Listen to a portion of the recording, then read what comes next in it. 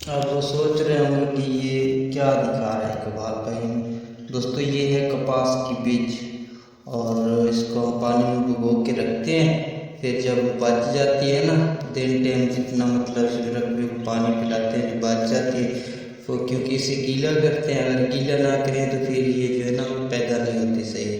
तो अभी ये बच गई, अभी ये गीला है, देख रहे हैं आप तो इसको इधर सुखाने के लिए ना यहाँ पे इसको बिखेर के रख दिए।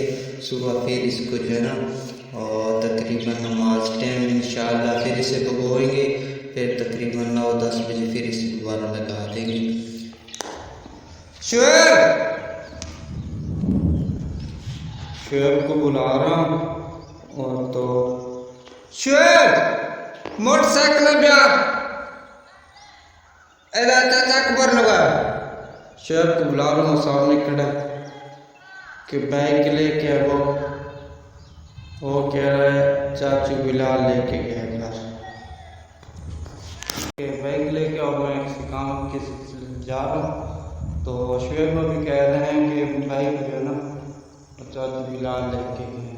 अब देखते हैं क्या होता है। अगर बाइक आ गई तो फिर इंशाल्लाह मैं जाऊँगा, दोस्त से मिलने जा रहा हूँ।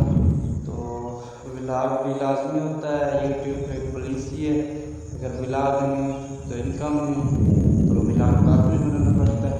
ये आप पीछे बैकग्राउंड देख रहे हैं, अंधेरा है अपना, ये सोलर पैनल, तो ये पीछे मेरे पास भी है।